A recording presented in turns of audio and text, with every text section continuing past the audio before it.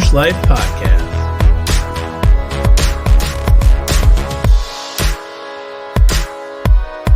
Season 3.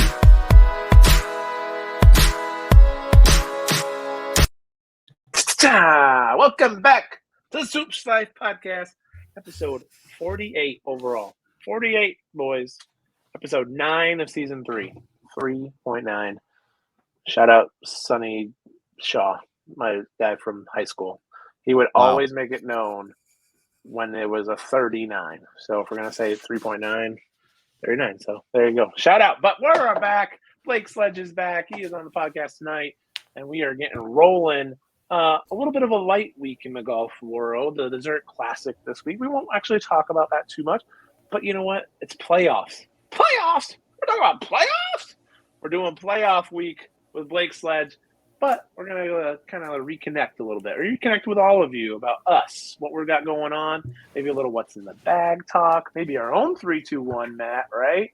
But let's kind of go around the room. How was everybody's weekend? How are we feeling out there? I worked this weekend, but I just felt like we've had a lot of guests. We had Nick, so, you know, that's always something. But I had a lot of fun listening to the podcast, but I just realized, like, man, we haven't all been together. Blake hasn't been on in a bit. So, yeah, I'm actually excited for 3-2-1. What's in the bag? We're going to talk basketball playoffs, sneaker releases from the basketball world, because this is the Swoosh Life Podcast. We're going to talk NHL hockey for Keith's pick. So I'm super excited, man. But, yeah, back to Gumby's topic. How was the weekend? It was decent, man. Got home on Sunday.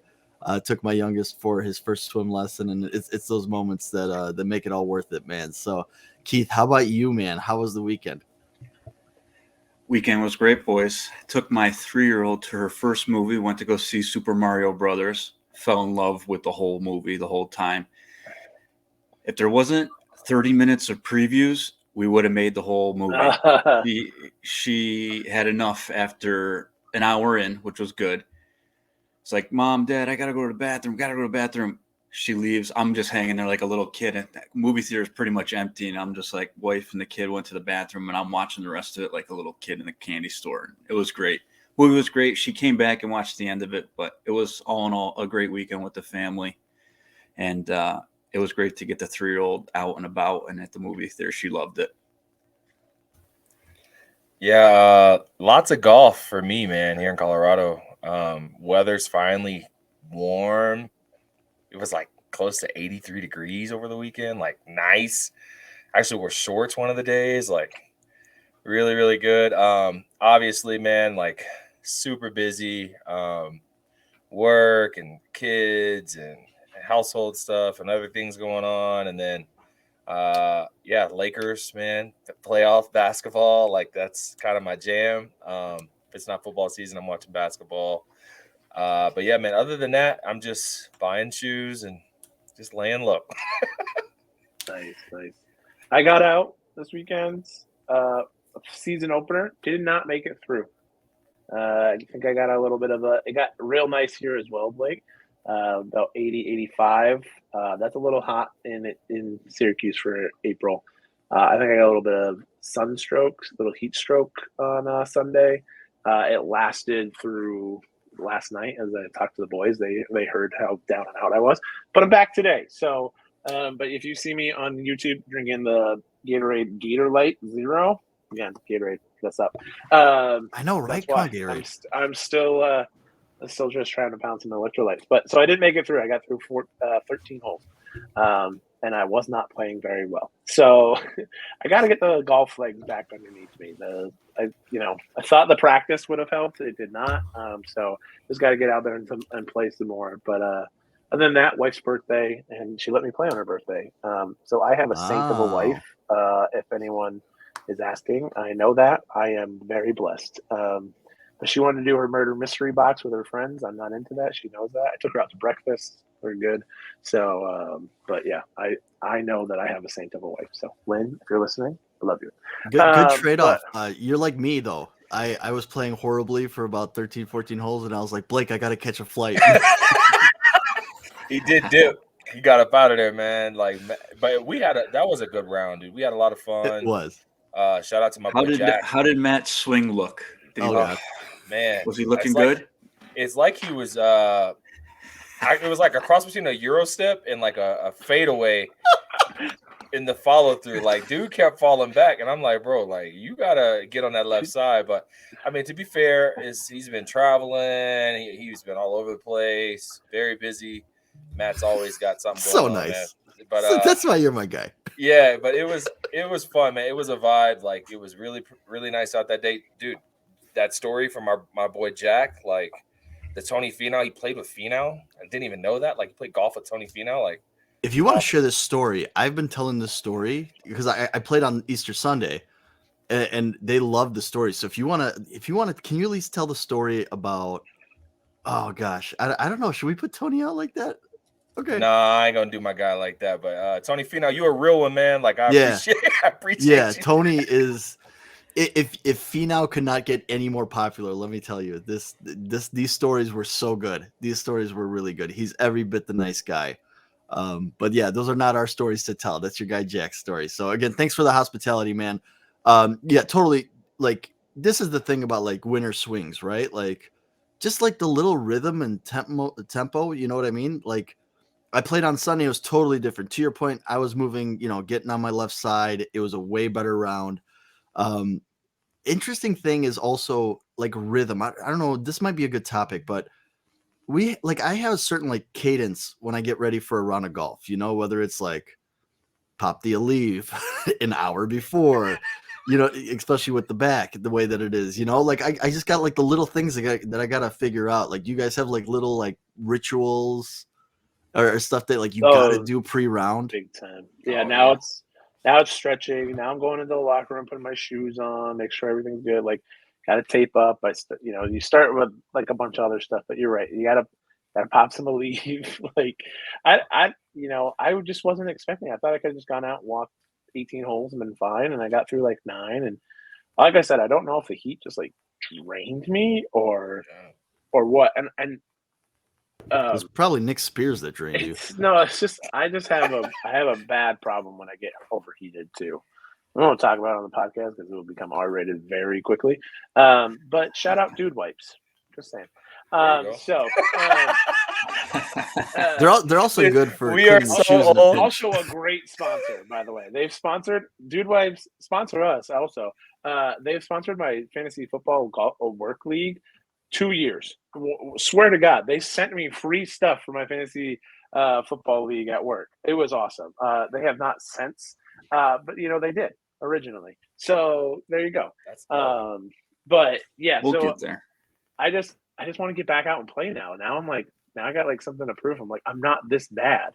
So, and especially the hard part about it for me is it's short game. And I know that's just winter rust, but like, that's my bread and butter. And when I can't, like, I like chip over the green, chip back, like, it just drives me nuts. So, but yeah, I mean, It's only April. We got a lot of time. I know, but one league starts up next week already. Next Wednesday, Ooh. we're back at And it. you're doing both leagues. That's Yes. Remember, thank you, Lynn. Yeah. So Yeah, shout out Mrs. Gumby for letting the husband play golf on her birthday. Yeah, Unheard of. all the other wives are gonna be coming for her now. Be like, "What are you doing? Making us look bad." So. Luckily, my wife has a winter birthday, but hey, let's get into it. Let's get into a little 3, 2, 1. We asked Justin, we asked Nick. We've been doing it for returning guests. Really want to do it for you guys, right? For all of us. So, Keith, I want to kick it off with you. So the 3 and 3, 2, 1. 3 things that you're in love with in your bag. So it could be the accessories in your bag or the clubs in your bag. What are 3 things that you can't wait to use when you get out on the course? Because you've gotten out a couple times also this year. Yeah. On the back last 2 weeks, I got out, and actually, I know we're recording Tuesday night. I'm going Wednesday tomorrow, Wednesday, for the 3rd round of the year. But 3 things. Oh, I'm gonna start off with something good with a swoosh on it already. My Method 001 will take the 3rd spot. I love that putter. I love whipping it out. It's in great condition still from the moment it came out. Way back when they first released it. It's my go-to. It saves me. I'm always making those 10 to 15 foot par saves instead of when they count for birdies. I miss those and then tap in for par. But magically they go in when they're 10 foot, 15 feet for par.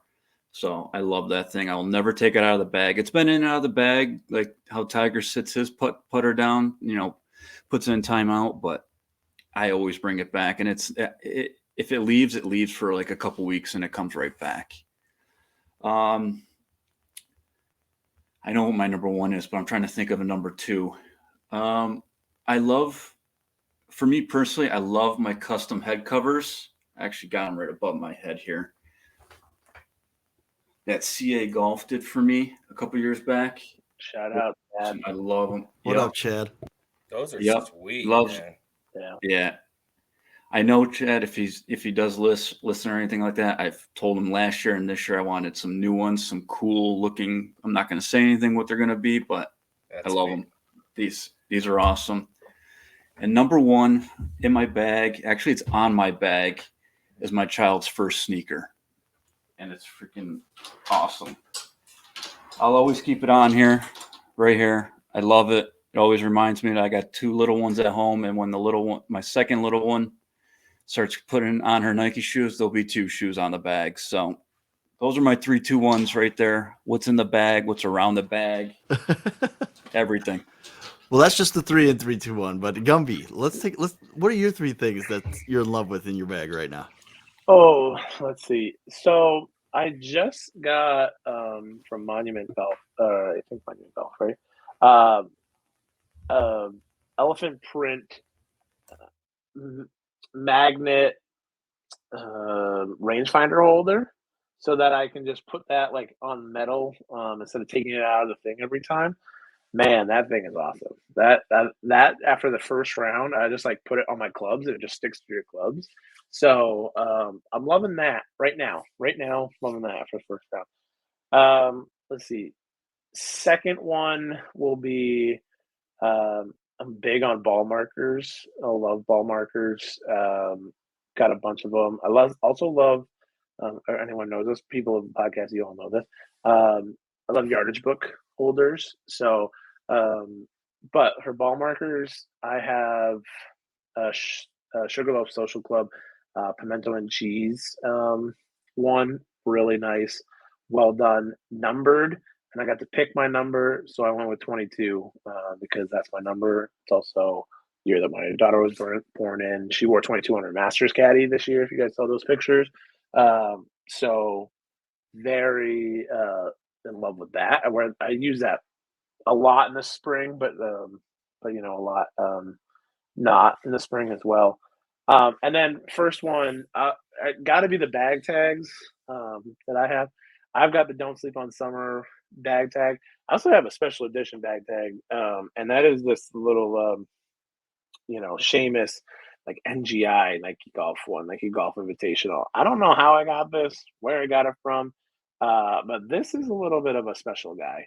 So anyone on YouTube looking at this thing, this is rare air here. So love having some bag tags on there. I got a couple from Random Golf Club as well, and I got the Nike one, the Swoosh Life one that we've done as well. So got all the bag tags.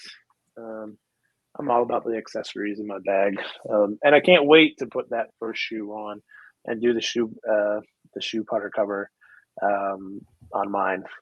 So very excited about that. I know, Matt, you're one of the originators of that, so I'm excited to step back into that legacy. It'll be everyone in the Swoosh Life will have that, which would be great. So. Yeah, and shout out to our Masters winners. I will be shipping out their winnings, and it may or may not be a putter cover as well. So that is yet to be delivered, and then once it's delivered to me, I can ship it out to them. Yeah, my 3 things. I gotta go. And I've been debating. I'm gonna make a video of this, but yeah, shout out to NG Nation. This is the original shoe that I took pictures of back in 2010. So this is still my shoe putter cover from 2010, Jordan 1. Man, just absolutely.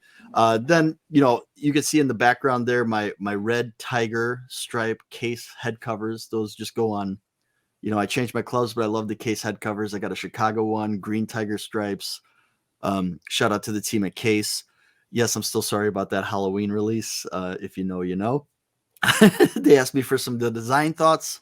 I offered an opinion. For some reason, they went with the opinion, and it was one of the worst selling releases they ever had. But that's what you get for listening to me, like, why would you do that? I don't understand. And then, I've got a lot of we have all got floats in and around the bag, but the one for me is my Tiger Jam. And story that don't think I've ever told about Tiger Jam when I went is when I won the contest. I got him, and I got my brother, and my brother's my favorite person to golf with, right? So who would you pick between your brother and your future wife? Like, who are you taking to visit? You better take the wife if you're smart. Yeah. So what I ended up doing, and I don't know if I'm freezing on you guys, but I ended up I paid for my brother's plane ticket. We all crashed in the same hotel room. My brother came with me to the golf trip portions, and my wife went with me to the other stuff. So super lucky there. Hey, the 2 and 3, 2, 1. This is going to be super interesting. The 2 pieces of Nike footwear apparel that you've been going to back and forth. We're going to go around the horn, maybe reverse order this time. We'll kick it off with Gumby, then go to Blake and Keith. Okay, let's go that way. So Gumby, what are 2 pieces of? We didn't get Blake's 3. We just skipped right over Blake's 3. I appreciate you, Gumby. My bad, dude. I'm sorry. I put a beat down on him when he was out here, so he had to go ahead and just skip over. You just go right over it. I got you. Look.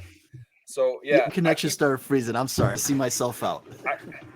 I keep a couple things, man. I'm right there. I'm right there with you, Matt. I have an original Kobe sneaker that my kids both wore. And my kids are now 12 going on 13 and 9 going on 10. So this shoe was gifted to me in 2009. This is very, very old. It's actually had to be re-glued a couple times, actually, and I even had it on my putter on Holy Moly. I had to tape the swoosh for copyright stuff and all that whatnot.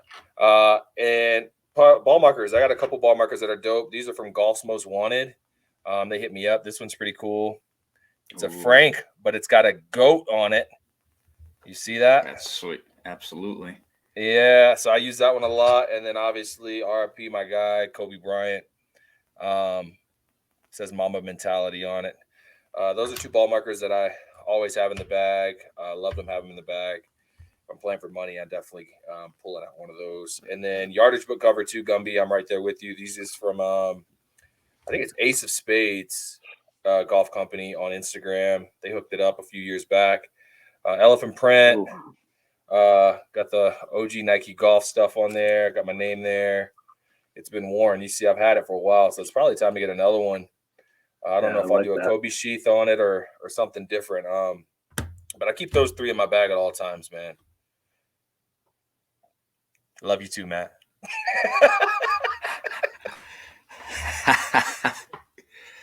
This is mine that I made, which is the green with the praying hands.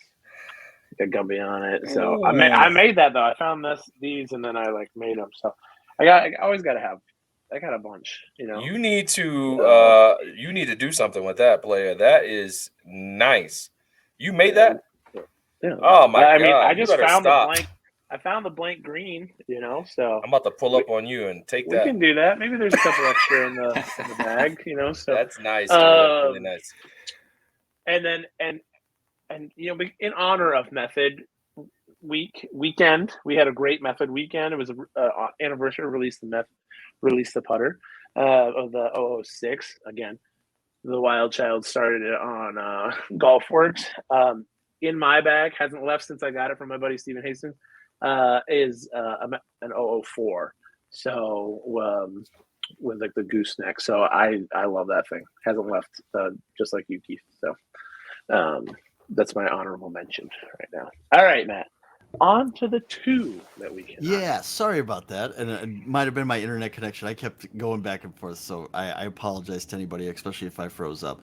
So, yep. I think, yeah, Blake, let's just go right so I don't skip you again. Let's just go straight to you, man. 2 pieces of Nike golf or footwear or apparel that you just keep going back to in the last year. Oh man, this is tough. So I got two styles of play. Like when I'm playing and I'm competing, I honestly don't wear a Jordan golf shoe, right? Because like the sneakerhead in me, it's not performance wise. The shoe is fantastic. All the shoes I feel like perform well.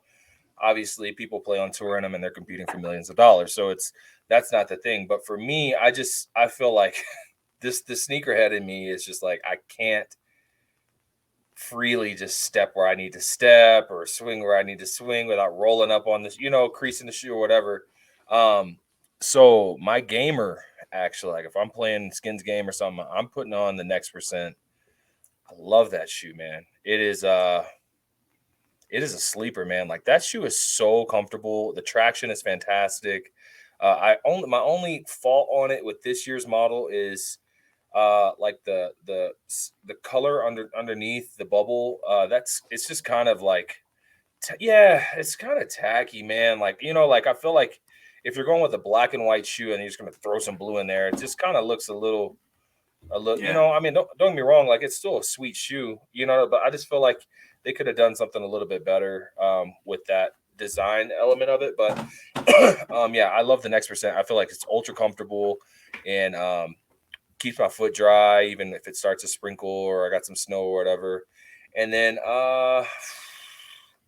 I'm a blade collar guy, man. I know it's not a popular opinion, but I love blade collar polos, man.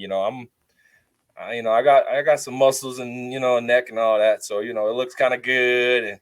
And wife is all like, "Where you going with that blade collar on?" when I leave the house. So I know that it makes me feel good, makes me look good. So I love blade collars. I'm gonna throw one in there with a tie on that blade collar real quick, and I'll pass it. Is those Victory? They're not capris, but they're like they launched them last year, but they're just called Victory Dry Fits. They're gone. Yeah. I bought like 5 to 6 pairs of them. I've got 3 black, 2 blues, of white.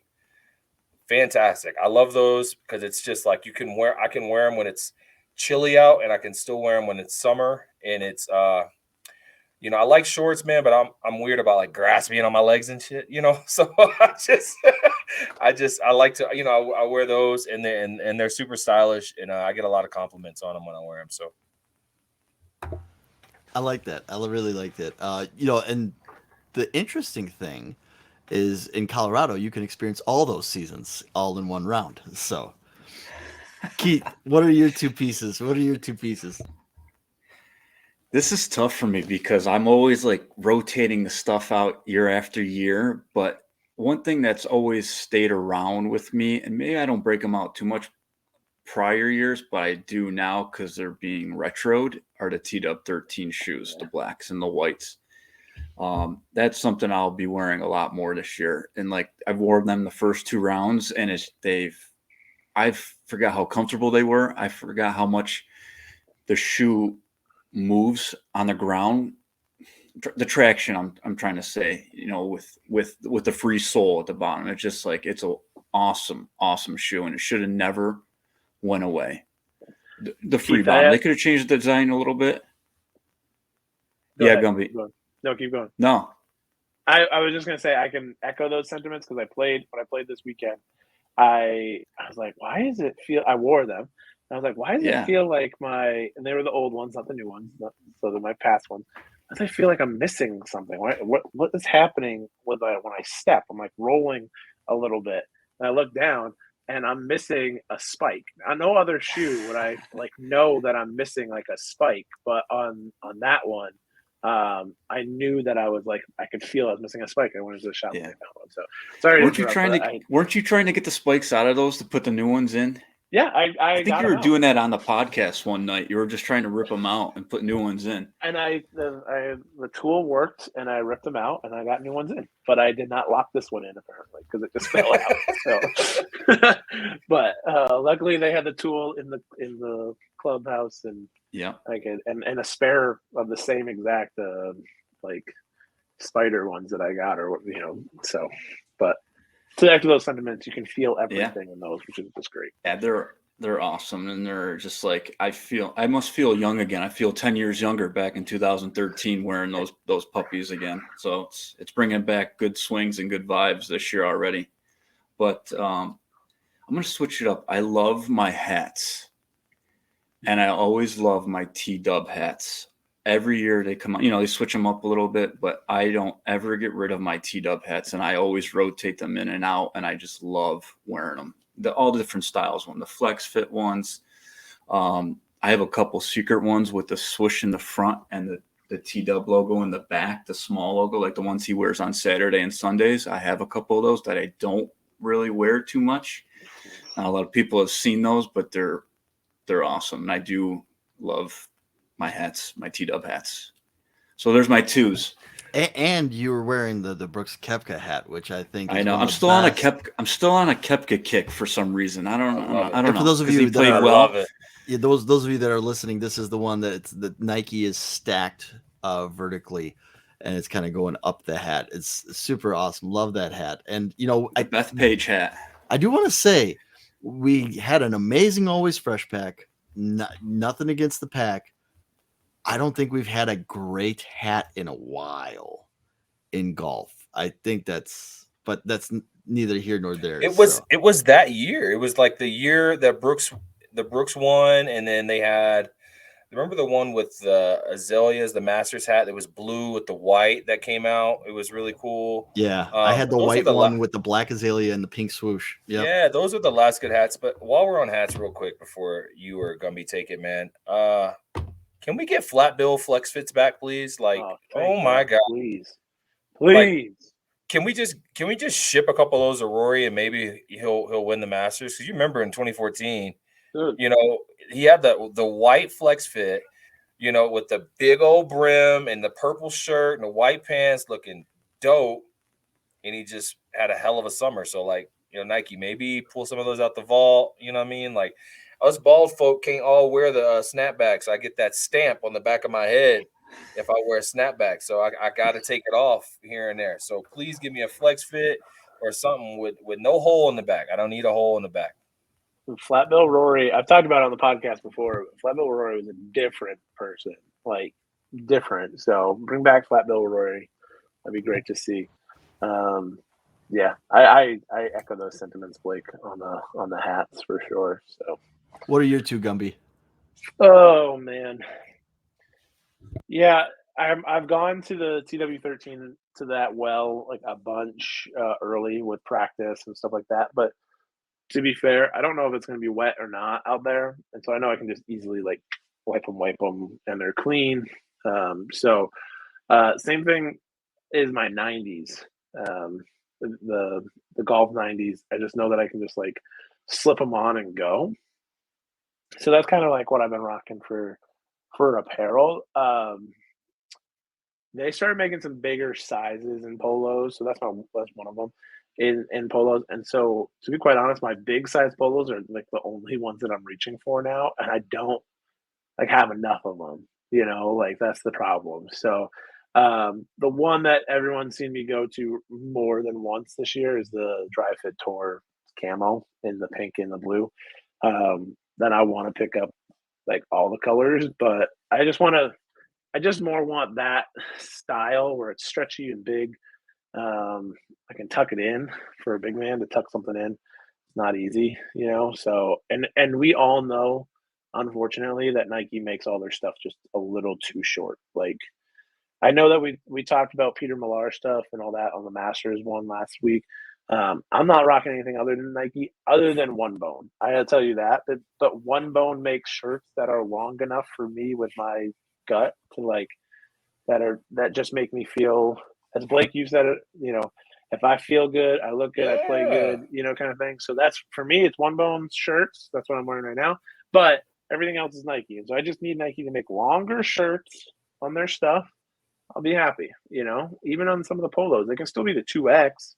Like up here is great, but they don't, like 2X is not like long. It's just they just are thinking this way, not this way. And I need them to think the long way. So, yeah, those stretchy like dry fit camels is what I keep kind of going to, but I only got one. So I got like my floral lobster one from last year, all the other lobster one from last year, just playing with the things. Those are, I just kind of always reach for those because they're big, they're comfy, they're easy, But side note, I deleted like 3,000 photos off my phone today because my storage is full from taking all these new baby pictures, And so, iCloud, dude, I hate to tell you, pay the money for the iCloud. Let the hackers steal your baby photos. I have the one. I have the 1 terabyte, and they need me to go to 2 terabytes. Like that's a lot, you got to get 2 terabytes, dog. So go ahead and do it.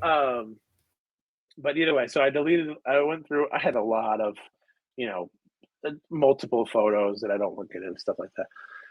But going back through like some of my style previous years of stuff, I feel like I did a really good job like color coding like hats and bottoms and stuff. And I feel like I've fallen off lately. And so I got to get back onto my Keith game and start stepping up my scripting a little bit more. So I got my setup down here. I got a hanger. I'm going to do some other stuff. I'm going to start posting my scripting like Keith does because Keith is just the standard.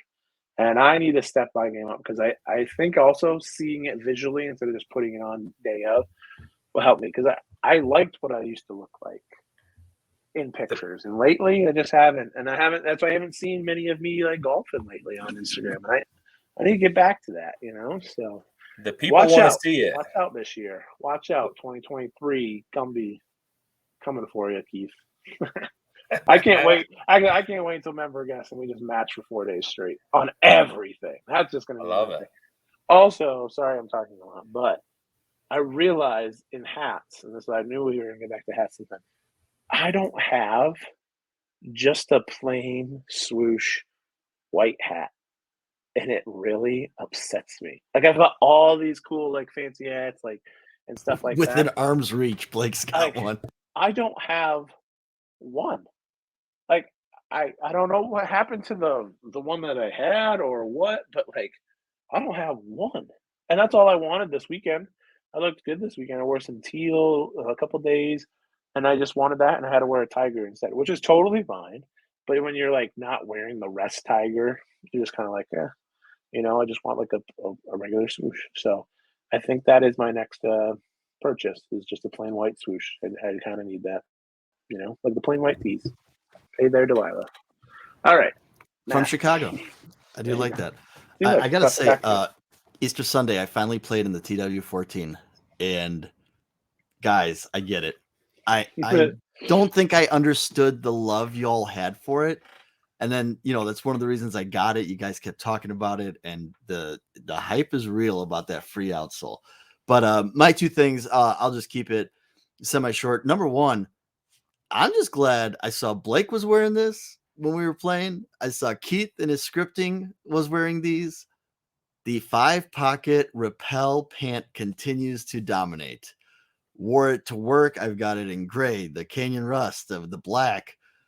Dude, what a great pant. Like, and it's crazy. I get in these modes. Like a couple of years ago, there was a really good vapor pant that they did that you could wear it to work. You could wear it on the course. You could wear it all these different places. So like I loaded up on that one. And now the 5-pocket rappel is just unbelievable. So kind of cool to see everybody's rocking 5-pocket rappels so that I'm not like, I'm not a weirdo maniac. And I've been talking about this for like the past year about that one. And then, the other piece that I keep going back to. So anytime like the winter jackets, like you guys see, I'm rocking it with a hoodie underneath now, or I rock the quarter zip hoodies underneath. But it is kind of the quarter zip hoodies. I love the quarter zip hoodies.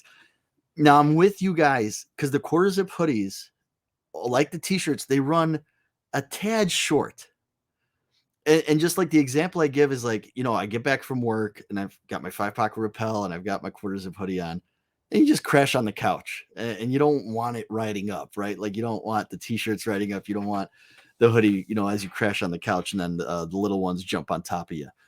All that good stuff. All right. So this topic depends on where you want to go. This one is an interesting one. I think as I've asked the guests, they're like, wait, do I go hardcore or do I, something like kind of pie in the sky? And that question is, what is the one thing you'd like to see from Nike? It could be a campaign. It could be a product. Could be anything. World is your oyster. What's the one thing we would like to see here? Ooh, look at the faces. Keith's kind of like, I don't know. Gumby looks like he's got something to say. So we'll go to Gumby. Ready to go. Let's bring back their social media team. No, I don't. You know, if not, we'll just take the torch, right? So that's fine by us. That's what we're doing. That's what we're about here at the Swoosh Life. So we're good with it. We'll keep running with that, and hopefully everyone keeps following us like they follow everyone. You know, they used to follow Nike for all their swoosh news. So here we go. For me, I just said it. I need something longer. Just make a longer version of your stuff, and then I'm buying everything. Like they have the little like swing man guy, not swing man because that's baseball, but like golf man guy, a little golf ball on a long sleeve, and I can't buy it because I just know that's not going to like fit long enough. Like everything else fits great, but that doesn't, So I think if I could buy t-shirts again, little scoop on the bottom, little scoop hem, it'd be all back all in 100%. I'm already in 85%, but like some of the shirts are coming in tall. Have you seen that? Like yeah, some of them tall is tall. still not enough, like I feel like so. But that's it's just big man problems, So one day we'll get there. They're getting better with big man sizes. They really are. They offer 3 and 4X now. They really do. That's huge. And I want to see more joggers. I don't know that's more than one, but I mean, we've got this unscripted one. Gumby went backwards on 3, 2, 1. He's doing 3 things. 8,000 things. We all want a million different I'm literally on their site right now, just looking at them, and I'm like, and then the unscripted joggers pop up, and I'm like, what the, like we got these still sitting, but we can't get the black or the blues, or give me some tan, like give me something, man. I need Jason Day tan pants, I need that dark tan. So 5-pocket repel, baby. I'm done with my speaking. Blake, what's your one thing? Man, I'm gonna keep it 100. I need y'all to make golf clubs again. I need you to make golf clubs again, like for real. I need putters, I need wedges, I need irons, drivers, the whole thing, because y'all were just starting to cook a Crisco. And for people who listen and don't know what Crisco is, you will burn the house down if you don't know how to cook properly with Crisco. It is something that's going to get it popping real fast. Could result in straight fire. Yeah, straight fire. So all I'm saying, man, gosh, Lee, like the Vapor Fly line, Vapor Pro line, the Vapor Pro combo irons, like Nike Engage wedges, they were really just starting to like take it to the next level, right? Where people were putting stuff back. I mean, just look at what's still happening. Like Finau and Koepka still keeping Vaporfly, pros in the bag. Like they're still keeping them in the bag. It was that good. I mean, Matt's got a bag full of them. I'm jealous. I tried, dude. I was trying to get them off of them. Yeah, there's sexy. He has to play the whole year with it. That's why. Maybe next year, but he's got to play the whole year this year. But yeah, man, if I could have any one thing, I would say I would really like them to get back into making golf clubs again. That's a good one. That's a really good one. Keith. Yeah, I wasn't expecting that one out of you, Blake, but holy crap. And it wasn't mine either, which was great. But like even with Release the Putter coming back and with everybody sending in their posts and stuff, it's like, why can't they just bring back one like a putter just to get us going a little bit? And like, is this gonna be it? And, kind of thing. But my thing is Nike ID golf cleats. Ooh, that's a good one. Every year when they had the Lunars and the T-Dubs, I got them. I got custom ones. It's just like, why can't they just – then it doesn't have to be every year. It could be every other year or something like that with a golf shoe. And just bring it back because it gets everybody creative. It gets people, nowadays they haven't really – now with social media and stuff like that, this was like before social media even like took off with the Nike Golf ID stuff. So imagine if they brought it back and they'd be killing it right now with the custom shoes. I would have 15,000 more pairs that I already have. Because it's scary to think about, right? I know. Ooh, if that was there, WKW logos everywhere, Swoosh Life logos on the shoes now. Like, it'd be nuts. Yeah, that's the only thing they have to add to it is just a logo uploader. Upload your own logo instead of like initials. Like they do that. that would be problematic, dude. Game over. That would be really bad. Yeah. I know. And I wonder should. sometimes if Nike thinks about like, hey, instead of us releasing like a million colorways or something, like let's throw it on Nike by You and kind of just see what the people choose and go by that. So, man, that's a really good one, Keith. Mine is collabs.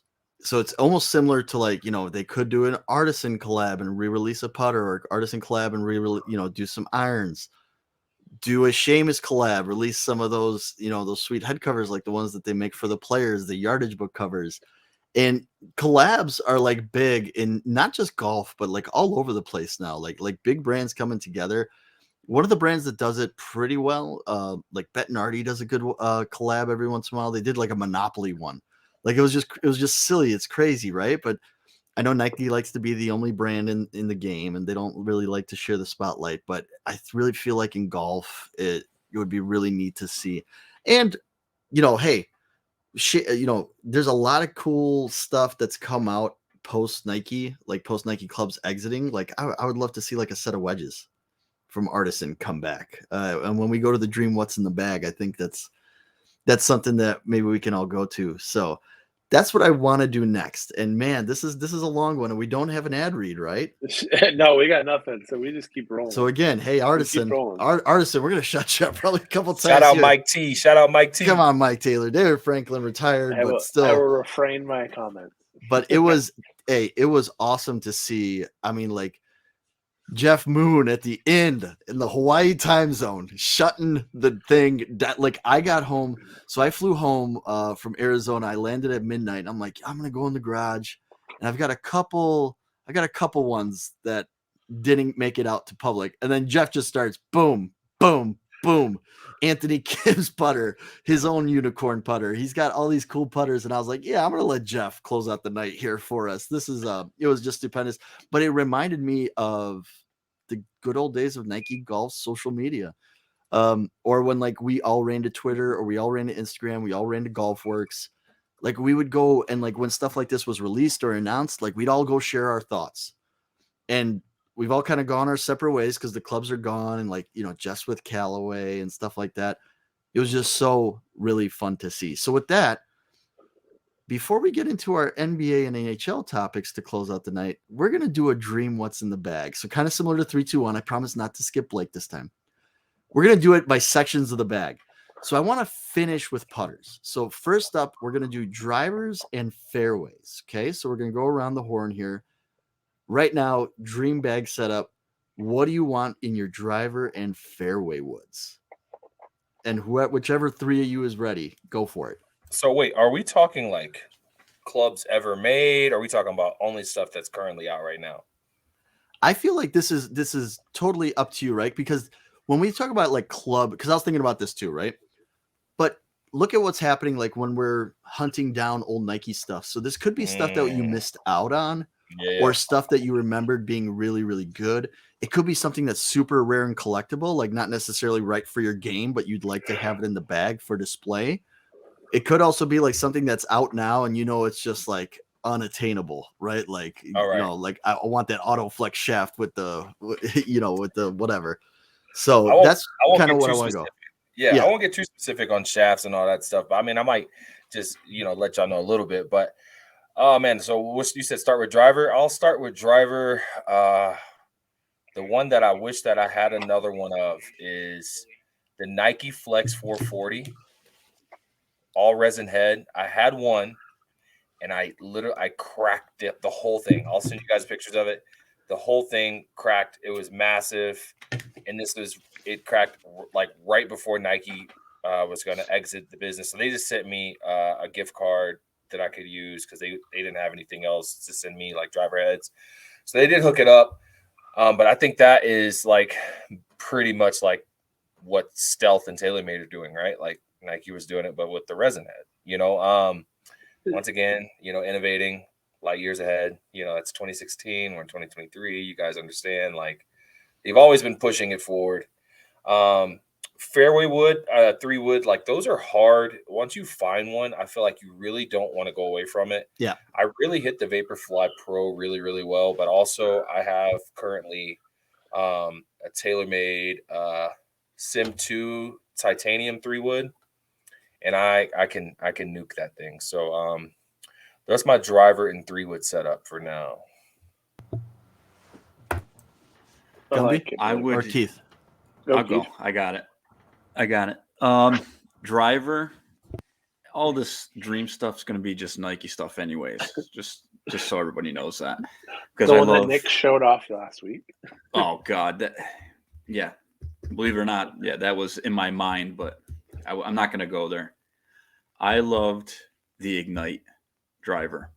It was our second, forged titanium driver that we ever came out with. The hot face on it. I remember the ad. Still have this huge ad downstairs in my man cave oven of the Ignite driver. My dad still has the 460 head, and he still has it in the bag. And I'm just like, and it's in a decent shape. So I'm like, and I hit it time for time. But I would bring back the Ignite 460 in the bag, and then for the 3 wood, I actually still have it, and I smoked the thing all the time when I was like, and I got it in high school. I played with it in college. Was the Sasquatch 3 wood 15 degree with a steel shaft, just like T-Dub. And I always felt like T-Dub anyways throughout my whole golfing career, but I still have it, and it's still in good shape too. And I want to put it back in the bag. It could happen, but currently right now I have a Titleist TS3, and it kind of mirror images that Sasquatch head with the, it doesn't have the different colored bow on the back like the Sasquatch head because of the moon kind of thing. But it's almost like the same shape. It's tiny, and it just rips. Gumby, what do you got? I'm right there with you on the 3 wood. It's my first 3 wood was the SQ 3 wood, and yeah, still have it. It's still in the shed. I could put it in my bag anytime, but I couldn't hit a driver for a long time. I could hit 3 wood, So the other thing, I like my setup now. I got TaylorMade. I don't want to jump to irons yet, but they just released something, and I kind of want those. But for a driver, I have it. I think about putting it in time to time, just changing the shaft out. I wish shafts were easily interchangeable instead of, but the connectors are really the hard part. Is that Vapor Speed driver, but with the Volt crown. I have that bad boy, and I loved looking down at a Volt crown. I don't know what it is about it, but it just fit me so good. And then the backside too, that underside was just like all black. Like it was just murdered out, like slick. And man, I love that thing. So I could put it back in the bag at any time, but I just don't. But that was one of my favorite drivers. That thing was a beaut. So that's mine. Yeah, for me, now that if you guys are going nostalgic route, like I'm totally happy actually. Shout out to LA Golf, Paris, Holinsky, and all them, because I didn't know that the LA Golf shaft would be the one that I really wanted, but I ended up getting fit into it last year, and it's pretty damn good, I gotta say. So shout out to LA Golf on that one. I got it in the Stealth. I haven't really gotten fit for new stuff. Obviously, as you heard about my Euro step fadeaway driver swing, probably not the best time for me to go get fit right now. So I'm going to hold off on that one, because even when I was, heel tapping it as I was doing my Colorado 2-step, I was still, it's still twist face, man. It kind of works. So I'm happy with the driver right now. But if I had to go nostalgic, yeah, I was going to say those SQ 3 and 5 woods that Tiger had in the bag forever. He had it in the bag for a very long time. And you got to remember, guys, Tiger was not playing driver. He was not hitting driver for a very long time. There's a lot of times, man, he was just banging 3 woods off the tee and still blowing past everybody. Those, man, what a time. So I'll start off with my irons. We'll just get right into the irons right away. So, I've got the Vaporfly Pros. I've got that. But what I'd really love to have a set of is the MM Protos that came out. Oh, man. Yes. Yeah. And when they came out, you had 3 options. Well, I mean, multitude of options, 1,000 options, but your 3 basic options were you could get the Rory setup, you could get the Tiger setup, or you could get your custom setup. And just hard to pick, right? And it's what I would like to have is maybe just, my own setup for it instead of like, like at least for me, the unhittable 7.0 Project X Rory McIlroy versions. So those are my dream irons. Or the Artisan irons that they're coming out with that Charles Schwartzel has. They look a lot like the Vapor Pro combos, like something like that in a pro combo stuff. So again, Artisan, collab with us or Nike or something, make it happen. So Well, it was funny when the Protos came out and then the Vapors came out and people were trying to make them into like the Protos, but they were taking off that little like back like piece, but that had to do a lot with like the weighting and stuff, and so they weren't getting the same like feel and consistency, and you were losing a lot of like what the club could actually do because of that, like of what they put on there due to like head weighting and all that stuff. So very interesting on that. I love those Protos. They're just so cool. The next coolest thing that I've seen are what I want though, and I play P790s. I like them from TaylorMade. I wish that these would have been the option last year when I was getting new clubs, because I would have been all over it in a heartbeat. But the all blacks just came out. They're so slick. I also have like black shafts like just sitting in my shed that I want to put in KBS. And so just would have been the coolest thing ever to have the black shafts with the black heads. I have it on 2 wedges because I have the high rev shafts and then the black headed wedges. And I love the look, just love it. So that's what I would do. Just murder out bag. Let's go. Oh man, Matt. I know. I'm sorry for those of you that are listening. What was Show that? them again. Show them again. Please, yes. So shout out. And by the way, those of you watching on YouTube, did you see that? Did you see that club grab right there? Yeah, I did see it. My guy Blake Sledge hooked me up with the black KBS shafts, red Iomic grips, red B&B ferrules, and yep, those are the TaylorMade TW. Come on. Look at Keith's face. And I did everything. I did everything to secure these things, because the story on these, if you didn't watch, is that they laser copied, basically what comes out of the oven for Tigers. So by them being able to do that, wow, it's like I can't really hit these, but I could, I'm pretty good. I'm okay with blades like 8 down. It's past it's 7 and up. I don't have the game for it. I just don't play enough. I got a good home for those if you want to send them over. Never. I love the KBS shafts, like the black shafts that KBS does. Is just, I have a buddy, shout out Jared, that works for KBS. Is phenomenal. So, and right there in Denver, there, Blake. They have multiple, like I'm not trying to take away from Keith, but they have multiple options. Like it's not just like the TGI. Like I've got money tapers in mine, 130 gram, and they've got high revs and different types that with that black finish, and it's not like a matte black, it's a high gloss finish. See, Matt, stop, you're just being a jerk. Go ahead, Keith. What was that one? A Cobra head? Yeah, that was the Cobra irons my brother fit me into a couple years ago, and they had the black money tapers KBS. So and then my Vapor Pro combos have the TGI KBS. So KBS, shout out, come out, KBS sponsor us. Let's go. Shout out KBS. But imagine if you had the black KBS shafts in your Vapor Flies, because they're already in that black finish. No, they are. So that's what the TGI is. There you go. Nice. So, we put some thought into this. We put some thought. We're all murdered out here. We're definitely all team KBIs. That's awesome. Yeah. But, Matt, I'm with you. I'm stuck between 2, but the Protos. Oh man. I remember I was working at a golf course when they were about to be released at like whatever they were, 10 a.m. in the morning. And I'm like, I'm ready. I have the $2,000 ready to go. But there was like no shot of me ever getting those, because people just, being online. And how many sets were there? 50? or 40? Good Wasn't it question. 140? It was a limited run, but I think it might have been 100. Maybe it was a little more than that. I thought it was 200 for some reason. That sticks out in my Maybe. head, but I don't know. That's bad of me, but not to know that. But I remember that just sitting there on my phone by the computer. I was working. I was on the golf course working. I'm just like, what? I'm just ready to hit the buy button. I'm just, it just didn't happen. But I would really when you brought that up, man, I'm like, yep, that's it. But I want the original blades. And I know a couple of people that have some heads that are brand new over in the UK. Dan, I know I need to get them from you.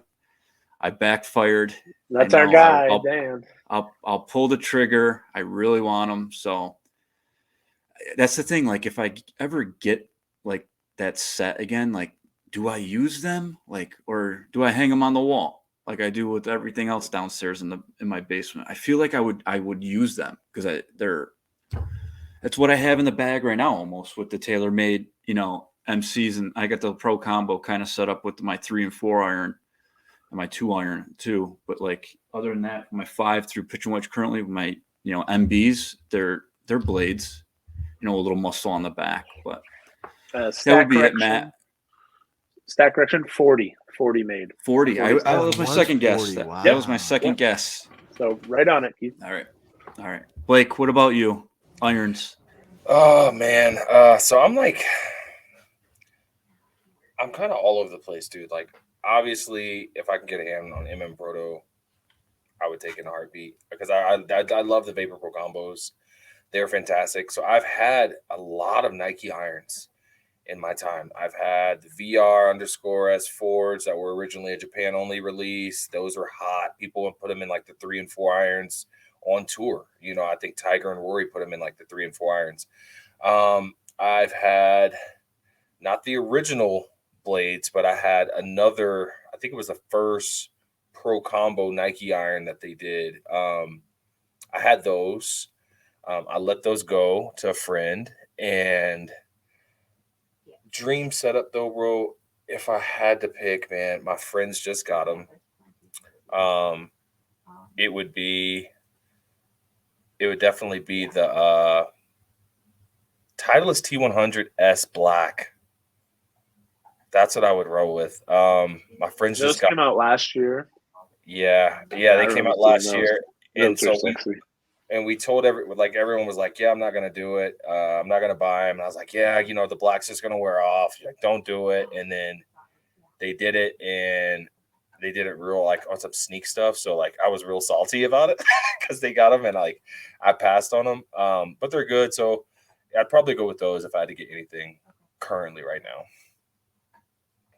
That's really good. So, short game. Wedges. What wedges are y'all going with? And I'll kick it off. I'm really happy. TaylorMade again, laser copied oven. I got the TW wedges.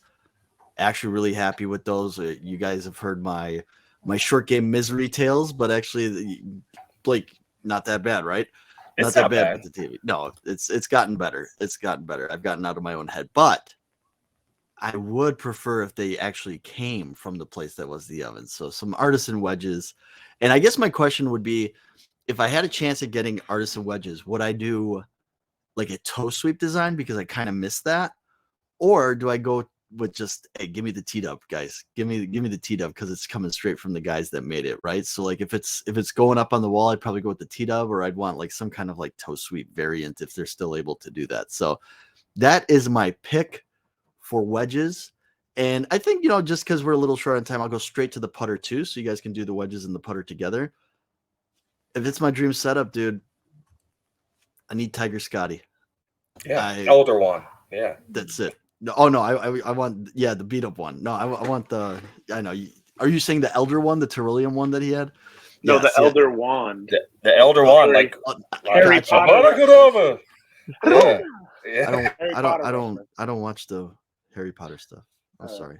Well, sorry, our Harry Potter listeners. Shout out Harry Potter, man. Like, yeah, man. Matt, you tripping? If Harry Potter had golf, it'd be popular. I mean, it was already popular. And Quidditch. Either way. So that's my. That's my short game. That's my wedges and my putter. I got this one. would, Artisan making, the wedges still and everything. They look exactly like the wedges, but I loved the VR ones, the X3X ones with the different grooves. Those were my favorite. I have a couple new ones downstairs still, but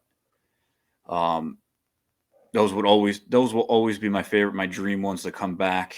Definitely put in the bag if there was new releases of them.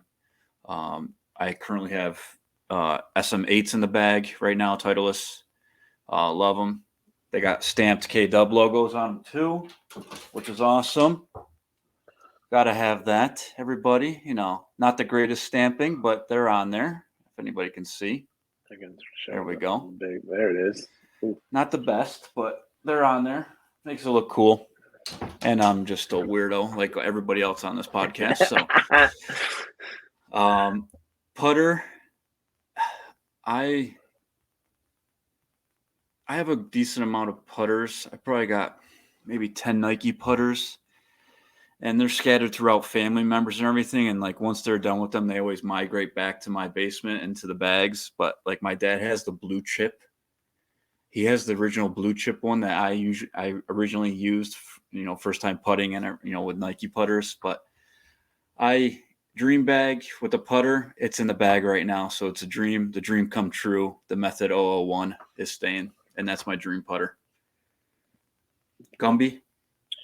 Yeah, I never chipped better than when I had engages, and so I would go to engages, but I would, I always had like a 52, a 56, and a 60 in those, and I think I had a 58 toe sweep and engage, which is like I didn't like, but now I think because I always wanted like the 60, but now I'm in a better setup of numbers, and so I just go 50, 54, 58 with the engage, and I think that would have been huge for my game because I chip a lot of leading edge, and I've been finding this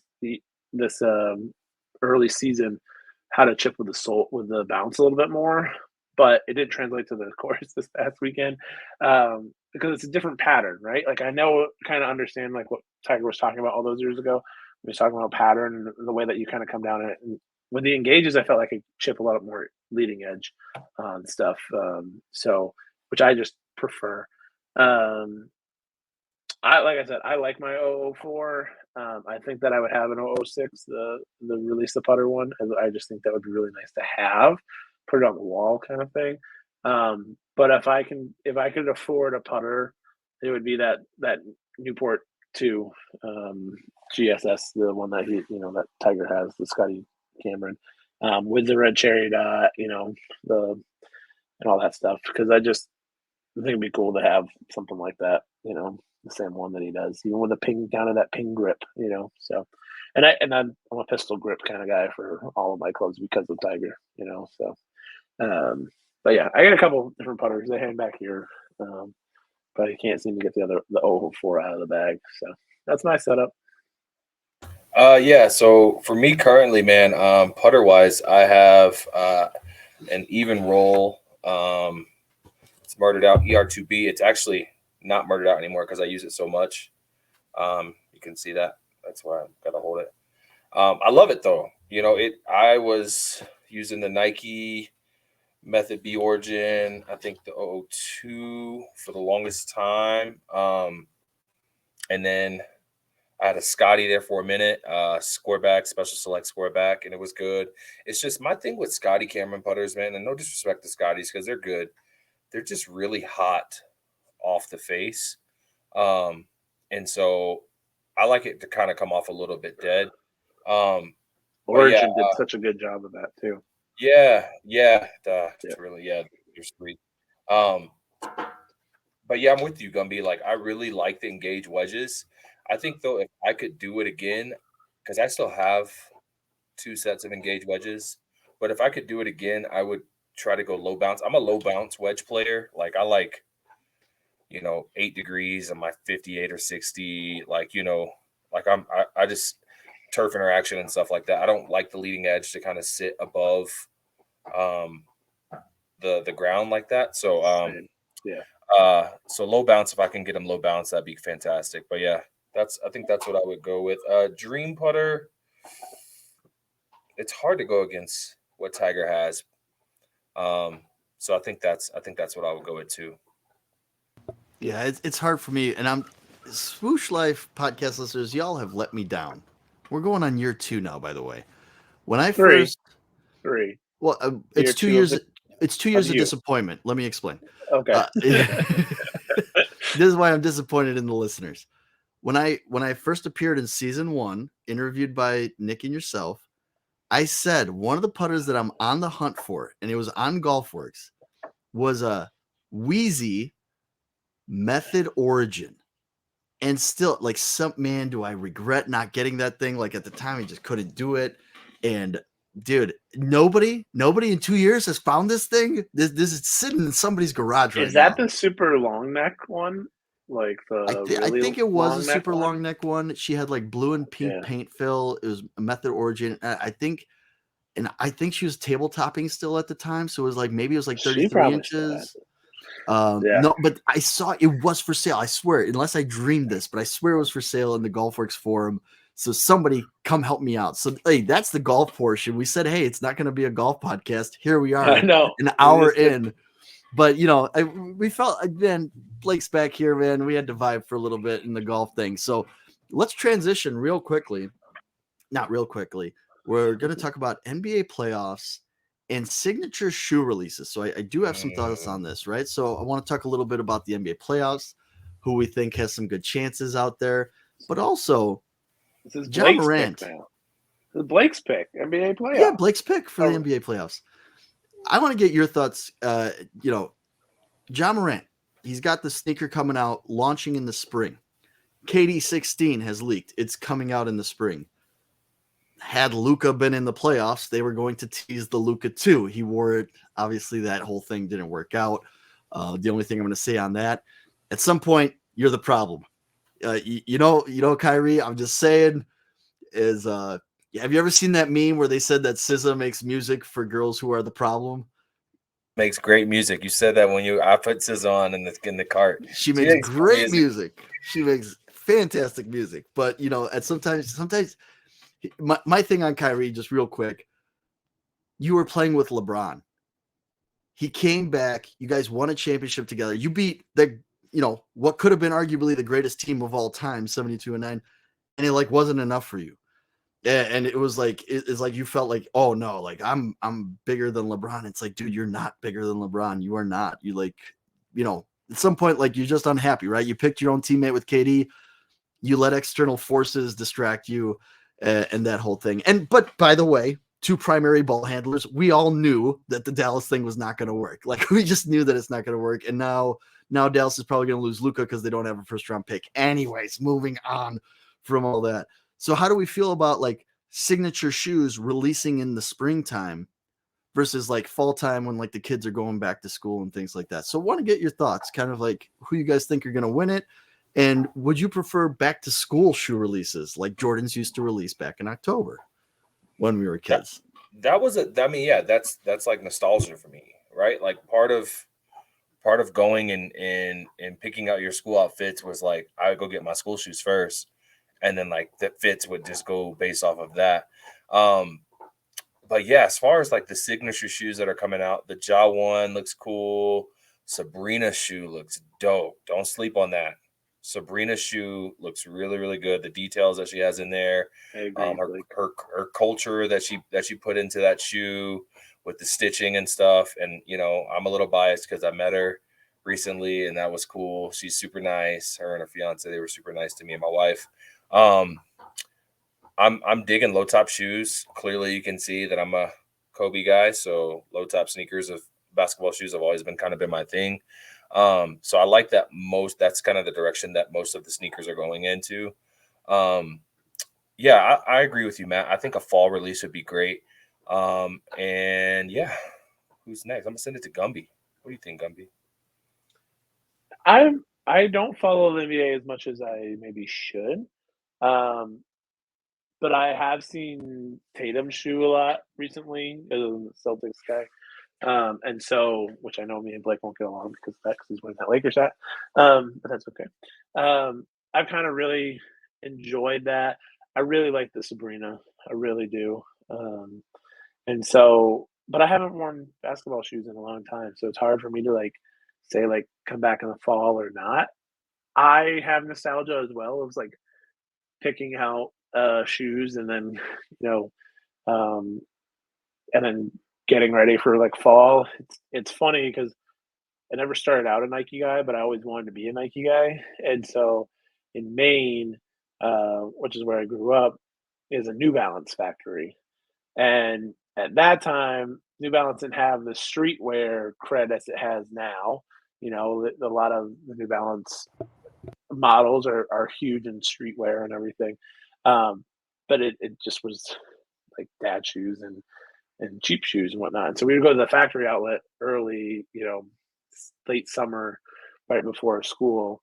And they always had tents set up, like huge tents, and then just box. I mean, it's looking like Blake and Matt's background, but like for miles, like and everything. And so you have to find your shoes from there because that's what my parents like could afford and everything. And I remember like that's was what has caused the Nike obsession is that when I could pay for my own things and everything. And not that New Balance is bad, but like I just had a Nike. I just love Nike and I never had it.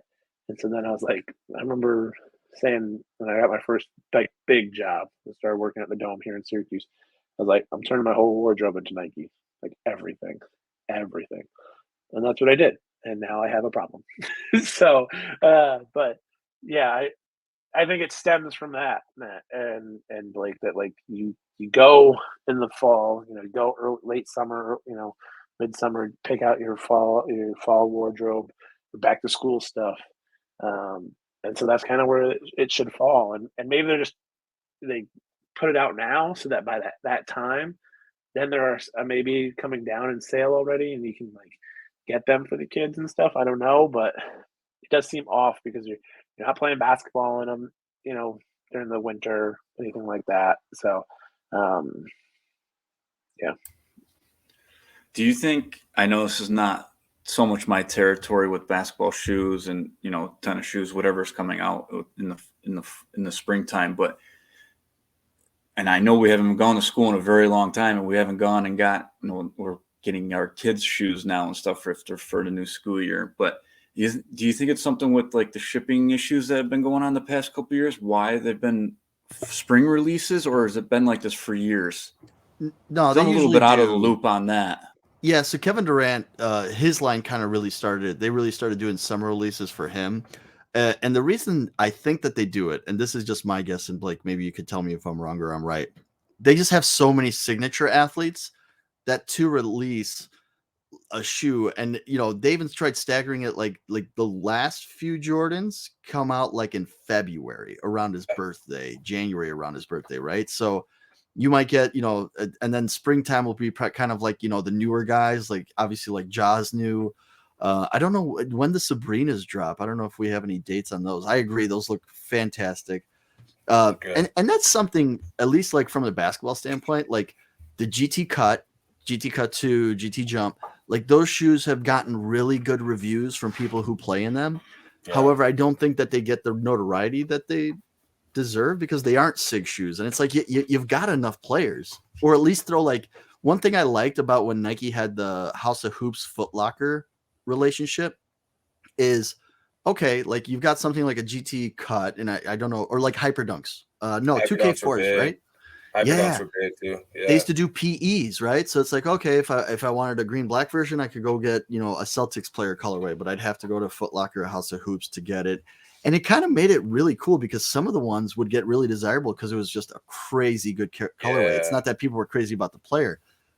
I wish that they would bring that back, that relationship with Foot Locker, House of Hoops, or whether it's just, kind of like these limited, you do a lot of limited releases. So why not do it for basketball? But basketball shoes just aren't hot. Like to your point, Gumby, like people don't rock them casually like they do, like they did. So Blake, I don't know if you think that's also the reason why they do spring. Yeah. It's weird, man.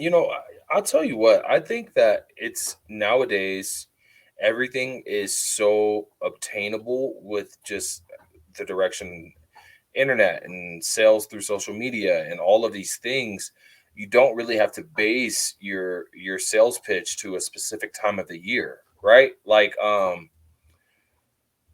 over the years, man, like I've gone to like all-star games, all-star weekends and stuff like that. Like it's been in Houston a few years, and to your point of the House of Hoops relationship, right? Like I've seen Kobe come into the mall, the Galleria there in Houston, and Kyrie, and like they literally come in. Kobe came in with I want to say it was Natalia at that time, came in with her, you know, and like did a presser in front of the House of Hoops, and like they had like all-star packs that launched in February. But that whole week, it's just like all these all-star signature shoes that came out. It was Kobe, LeBron, and KD, and then MJ would have something like if it was the Jordan 34 or the 30, you know, like something new would pop up right then.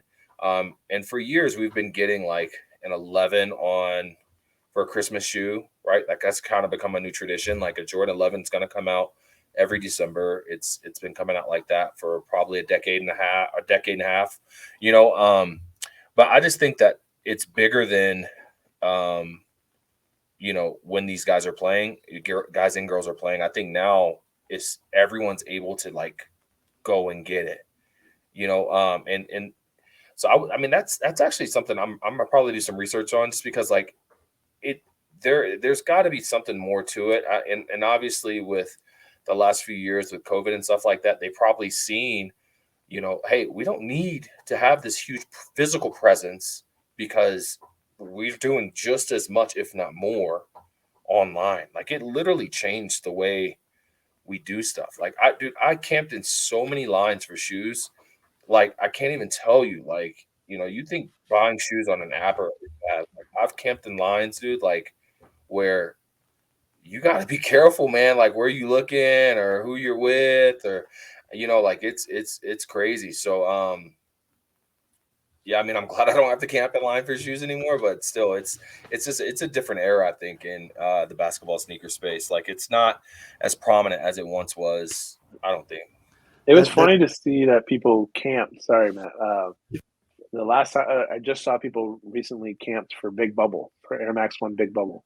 It's like the last time. That's the first time I've seen it since, you know, post pandemic, that people were camping back out again. You know, but you know, Big Bubble was a big thing. You know, shoes. So, I mean, shoes that you always see people camp for, man. And this is just, you know, my sneakerhead opinion. 3s, 11s, rare 4s, and if you're on the East Coast, foam posits. Like foam posits is, I just saw that the Z sneakers is, they said that in 2024 the Galaxy foam posits, ooh, metallic purple. Yeah. The Galaxy foam posits are coming back next year, and dude, like I remember when the Galaxy foam posits came out, it was mania. Yeah. Like it was nothing like I'd ever seen before. It was insane. Like so, Penny just talked about that on Complex, sneaker shopping. You know, and he talked about, you know, he was the next guy. Pennies were the next ones. Foam posits when Galaxies came out, how crazy it was. So.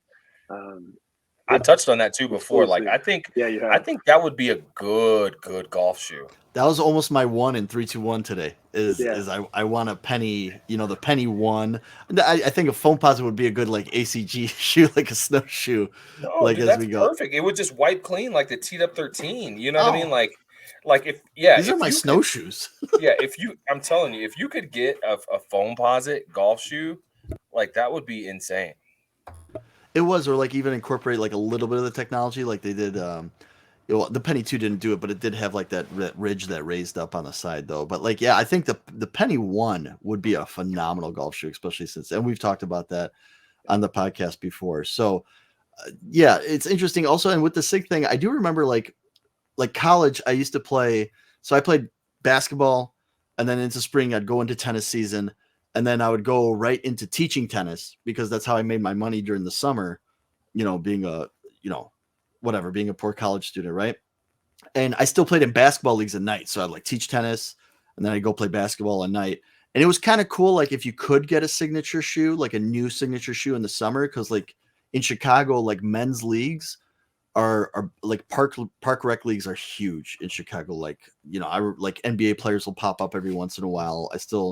I got stories all the time of like all of a sudden it's like, oh, who are we playing tonight? And then they bring some CBA guy or some D1 player, or they bring some like guy that had a cup of coffee with the Bulls, and it's like, oh great, well I guess we're getting 50 dropped on us by one guy, so let's just make sure the other guys go off. But it was cool to get a signature shoe, and that's back in the day, like when a LeBron, Kobe, and the Durant shoe would come out with an elite version for the playoffs. And I remember I used to like always have to hunt the House of Hoops to like try and get one of those elite pairs. And I thought that was cool, but they've got so many signature athletes now. And the other thing, while we're on the topic, because the All-Star game is passed, they used to do a theme across all the shoes. 100%. And I didn't even like it. Like there was one year where like they did the theme, but it was different colors on each shoe. I would like to see like Kobe, LeBron, Durant have the theme, the same color, but in their shoe. And then you could go pick like your favorite player and like wear that. So I we got with Peaches. That's it. Yeah. Very good. Yeah, call. I mean, there and like we can bridge this gap too, because I feel like there was, for some point of time, like there was like you said, like we had the Beth Page, Brooks, Koepka, cement, safari print, and all that stuff coming out. Yep. And then we also had like the All-Star Alien stuff that came out in Houston, right? Like the basketball pack. And then you had they used to do like holiday packs, like Christmas shoes. Like they would, these guys would always debut a Christmas shoe. Like obviously I got the Grinches. Kobe debuted those on Christmas because he always played on Christmas Day. And they did that. They had that run for a long time with just, these packs and like, yeah, the creative design, that was existing up at HQ with like kind of making it seem like special edition, but also just, I don't know, rolling it out. And, to Gumby's point about bringing social media back, maybe, I don't know what it is, man, but I just feel like they're getting back into that this year. I'm not, I'm going to give them credit where they deserve it. Like the Players Championship shoes and that rollout, and then the big bubble and that rollout, and, always peach, always fresh, like that rollout, like they are really getting back into the storytelling part of it and like the presentation part of it. That's what us true sneakerheads and golf sneakerheads and just people who love the brand, like we want the story. Don't just give me a shoe and be like, yo, this technology and this is crazy. Like, of course, like obviously I know what Zoom technology is. I've been around Nike forever, but it's like give me something that I can like tell, Ed, who is 65 and he plays weekday golf every day. He's going to be like, yo, those are cool. Like, I can talk to him about it. But, like these released for the players, Yeah. Nike Monarchs. That's what we need for Ed. But it's so true, Blake, that there's only storytelling in what we do for the podcast, what Tee Up Kicks Chris does, what some others do around like the swoosh staff people and everything like that. They're the ones telling the story. They're the ones leading the charge for Nike right now. We're trying to be that for them as well. But other than the blurbs that they put on their website, and that's the hard part, because we got years worth of Don't Sleep on Summer. Everyone just tweeted that at me for the longest time, or if it, like, no matter when I posted a thing or when I saw people, for the longest time, they knew that I always posted Don't Sleep on Summer. I always do. I still do. It's my favorite time of the year. On the longest day of the year, I still play until the sun goes down, no matter what, because of what Nike Golf did during that era. And they told that story. They posted everyone's pictures. They did 9 grid of everyone's pictures from that week and whatnot. They told everyone's story of getting out playing. I remember I made the grid 3 different times with different pictures. I'm sure we all made it, you know what I mean? But to choose us to out of all the people tweeting, that's what connected us. And yes, you are right. They are getting back to that. They are storytelling now. They are being creative again. But they've got to connect it too. You've got to bring it back to your consumers in another way as well, I think. But maybe they don't think that way because they're just selling. You know what I mean? And if they sell like hotcakes without the work being done, then why do they need to put in the extra work? Yeah. We did not mention, though, shout out to them, coordinated ads featuring Scotty Scheffler Yeah. during Masters weekend. I'm sure all of you Nike heads got on Instagram. You're like, why is Scotty Scheffler getting advertised by Big Nike? It was a nice little moment. So shout out to them. That was really nice. We got a Nike golf ad randomly too, just on the something as well. So, I mean, I noticed the other day I sent it to the guys. So, Agreed. yeah, they are. I mean, mainstream. Maybe it's just more mainstream instead of the grassroots of what social media used to be. You know. Yeah. So with that, it is time for Blake's pick. Let's pick an NBA champion out of all this, right? And, luckily Blake is wearing a Lakers hat for him. Rob Pelinka pulling tons of moves at the trade deadline. They go from meandering 12th seed in the West to a legitimate threat. Obviously, they're hitting threes. Austin Reeves is him. Apparently, according to Austin Reeves. Also, Roy Hachimura. Yeah. Did I pronounce that right? Just off the bench for 26 last night, I believe. So tied a Lakers record there, So meanwhile, my Chicago Bulls stood pat. They said there were no deals to be had, but the Lakers somehow had lots of deals to be made. So we're running it back with Patrick Williams and Nikola Vucevic. So I can't wait for next year. But let's pick an NBA champion for Blake's pick. I mean, it's no brainer who I'm rolling with. Just our path. Wow, right? Not even living in reality. Okay. Wow. Okay, so check it. I mean, I'm gonna break it down real quick, because I do watch basketball. We have the number one defense since All-Star break. The Lakers have had the number one defensive rating in the NBA. We all know the saying, defense wins championships. We get to avoid Phoenix, Denver, the Clippers, who's playing Phoenix. We don't have to see them until the Western Conference Finals. Our path looks easy. I mean, Sacramento's taking care of Golden State. Ja Morant. AD took out Ja Morant. AD took out Ja Morant. His hand was already injured. It was a nasty injury. I don't know if you guys have watched it. Not fun. Back and forth. It was really bad. I like our chances to get to the finals. I really do. And then out of the East, I hate to say it, man. Those damn Celtics, man. They're a wagon, baby. Yes, damn Celtics, man. Jaylen Brown is that dude. Okay, I don't think he gets enough credit for probably his last year in Boston. Well, that's the thing is there's so much talk about they've always come up on the trade block and the Tatum. And I'm like, it's both of them. It is straight both of them. And you have Malcolm Brogdon into it. He does everything that Tatum does, but he also plays defense. And that's no slight at Tatum. I'm just saying Jaylen Brown is probably arguably top 3 two-way player in the league. If you really think about true two-way players, he plays defense hard and he goes out and gives you a 30-piece, no sides, and just kill it. So I would love to see Lakers Celtics. I would love that. That's my picks. I got the Lakers Celtics, and obviously I'm a homer, so I got the Lakers pulling it off. I got Celtics easy. Just I think, like I said, Malcolm Brogdon, and even Blake Griffin. Blake Griffin's playing there. You know what I mean? Just senior level leadership. And you want to talk about defense, Blake?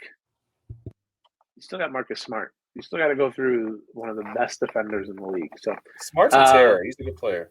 Yeah. Out of the West, I'm just gonna hop on the bandwagon. I'm just gonna light the beam. Sacramento, baby. Brought them together. You got the Kentucky boys just with De'Aaron Fox and whatnot, just running stuff. And the beam. The beam, if you guys don't know what I'm talking about, they light the beam, like a light beam into the light in Sacramento from their arena. It has brought that community together. They are that place wasn't filled ever in the last 30 years. I feel like maybe when Vlade Divac was there, but that's a long time ago. And now I think if you saw pictures from last night or 2 nights ago, the outside, the plaza is just mobbed. So light the beam and Celtics to take it home. Take it home. Keith, you got anyone for NBA? I mean, you're up next. Well, that's all. that's all I hear about is the Celtics, so I have to take the Celtics in my territory here in New England. But I'm a little stuck on the Western. Blake, I'm going to go with your state, though. I'm going to go with the Denver Nuggets going into the finals against the Celtics on that one. But I am going to pick the Celtics over the Nuggets, though, just because that's all I hear about every day. I step outside my house, and the Bruins, but we can get into the NHL a little bit later. Well, it worked. It worked for you for NCAA basketball. UConn men win, and now if you're all hearing about that, then the Celtics. You never know. Basketball might live in the East. Yeah, Quinnipiac won in the men's hockey for D1 too. It's just like Connecticut's blowing up right now. Wow. It's pretty solid. I didn't know we had to pick the finals too. So my I'm finals just going with the flow a little bit. Yeah, I like it. My finals winner is coming out of the Western Conference. So I'll give you who the loser will be. The loser out of the Eastern Conference. I'm actually going to go with the Philadelphia 76ers because I still believe that Joel Embiid, if Giannis is hurt, Joel Embiid is the best player in the Eastern Conference. We still don't know how the back injury is going to affect Giannis. I like the Bucks just north of Chicago here.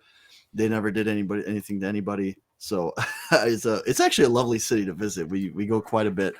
But my winner out of the Western Conference, and they haven't had time to build team chemistry. A lot of changes at the deadline. I still don't know if it's going to work, but it's hard for me. And I hate to say it because nothing made me happier than seeing Russell Westbrook block crybaby Devin Booker. But yeah, I think State Farm is finally going to have to ensure a ring for Chris Paul. And I believe that it's going to be Kevin Durant and the Phoenix Suns that take it all home. I don't know. I feel like they gave up a lot of the team in the trade to New Jersey, so I just don't know how deep they are. But again, it's just hard to deny that much talent. You know, it's just a really good starting lineup on that one. So that's our NBA picks. Maybe we might even post a little Blake's pick, and then we're also going to have to poke the next one, which is Keith's pick. And Keith's pick, we have decided we are going to skip the New Orleans thing. Nothing against Jumbo, Po' Boys, or Beignets. Just not a lot of Nike out there. Not a lot of Nike. We have all decided we're voting with Matt Fitzpatrick's brother because he wears Nike.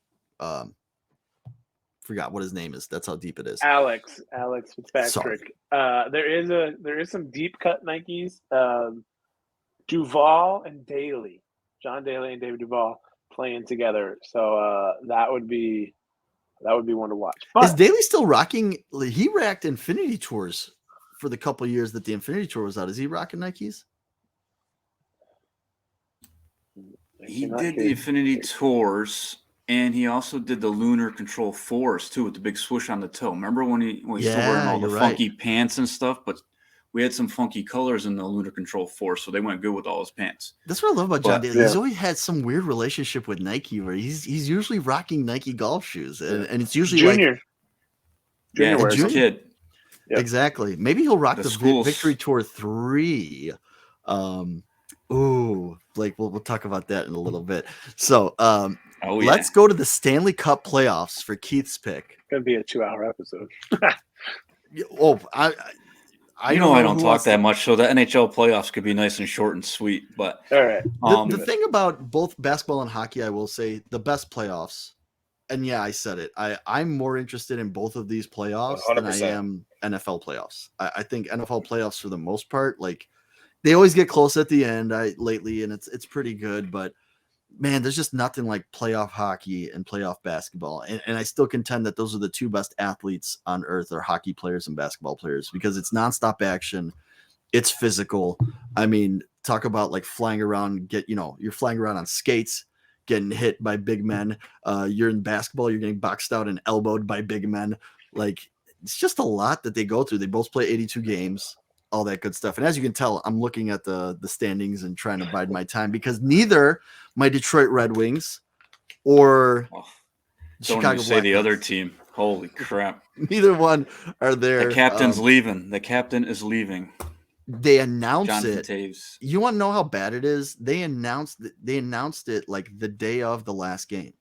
They said we're not re-signing Jonathan Toews. We just informed him that we're not re-signing him, and this will be his last game. And then everybody, like, man, little brutal. That's cold-blooded to do to somebody that's got a tenure like that, right? They Like traded Patty Kane too. I mean, that's like when you break up the both of them, like that's just writing's on the wall there. Sad time in Chicago, and I gotta say, like, the White Sox, they won their World Series, the Cubs won their World Series. We've been fortunate, and people don't realize it was like a Spurs-like dynasty that the Blackhawks had. Every couple of years, you could count on them to be in the championship. So, but here's the thing. NBA playoffs, usually the seeds hold true. There's not like a whole bunch of upsets. I think this year there might be. Yeah, they had some upsets. And sorry, you froze up a little bit, Keith. But man, hockey always has upsets. Like those number one seeds fall, and they fall often. Yeah, absolutely. And if you look at the standings now, and I've been watching the game since the playoffs started yesterday, and just to go back to our shoe releases of, shoes coming out in April and not like in the fall. Well, my shoe releases were my skate releases in August. Those were I didn't get new shoes for school. I got new skates for school. And of course they were every single pair of new Nikes that came out. I had to get the skates, but no, the NHL playoffs, they're taking off. They're in full force. Night 2, Tuesday night recording. There's been some upsets. There's been a couple blowout games already. If you guys see me nodding back and forth right now, I'm watching the Vegas-Winnipeg game right now. But now there's a lot of good teams. I think of all 16 teams in the playoffs in the NHL, they are all very competitive. It's a different ball game right now. The regular season's over. Same thing with NBA. And, like you said, Matt, NBA and NHL, 82-game season, and now they're out to just kill each other now. It's a battle. It's a fight. Yeah, best of 7. There's no play-in games. There's no wild card games or anything like that. It's like you make the playoffs, you're about to battle. And this is what you're getting right now. And there is going to be some upsets with number one seeds. Maybe not the Boston Bruins, which I'm not going to be picking because I just can't. That's all I hear, just like the Celtics. So I can't pick both of them. But like going from like East and West, it's like anybody's game. The Rangers won tonight in their first game when the Devils are the better team and they got smoked. Coming out of the West, I will have Boston. I'm sorry, out of the East, I will have the Boston Bruins, but I do not have them winning the Cup. And Blake out in Colorado, they're looking to go back-to-back, the Avalanche, but I'm not going with them either. And my buddy Mark Caswell, he's just going to flip out on me because they're playing the Seattle Kraken, the expansion team from last year, and Colorado's losing right now to them 2-1, which is great. I love it. But coming out of the West, I think it's going to be an underdog team. It's going to be the Los Angeles Kings. So a little love for you with the Lakers and Kings coinciding there. And I'm taking the Kings over the Bruins for the Cup. But they've been underdogs. But so I'm kind of torn. Like obviously, I don't know a lot about NHL, but like I don't want the Avalanche to go deep into a run because then they share the stadium with the Nuggets, and if the Nuggets and the Lakers end up meeting, then like what the hell is going to happen? It's going to be weird schedules and people playing every other day, and it's like the same thing with the Kings. Like the Kings make a deep run, it's like all you got is Staples. So it's when that stuff happens, and this is the thing that kind of drives me crazy with the NHL and the NBA. I love both playoff formats. Game 7s are awesome, but like we have had instances in the NBA with these arenas when they're putting the ice and taking the ice out and putting the hardwood floor on, there's slippage that happens and injuries that happen because of it. So I wish they could figure out a better system to kind of keep that there. But either way, I mean, if you would say the Avalanche, if you said the Kings, I was going to be happy. I love sports, man. I love Game 7. I've been watching. I watched hockey last year just because everyone was Avalanche crazy. And it's fantastic to watch. Like it's high intensity and it's fast paced and these people, it's just violent. I mean, like as I don't know, like I like violent sports. So it's always nice to see a little bit of violence on TV. Matt, who you got? I'm gonna go New York Rangers losing to the Golden Knights. Ooh. Vegas. I'm rooting for the Knights too, by the way, and I'm watching them right now. I gotta say, the way But- Vegas has like embraced the Golden Knights, and I was in Vegas a couple times already this year, and there's an In-N-Out.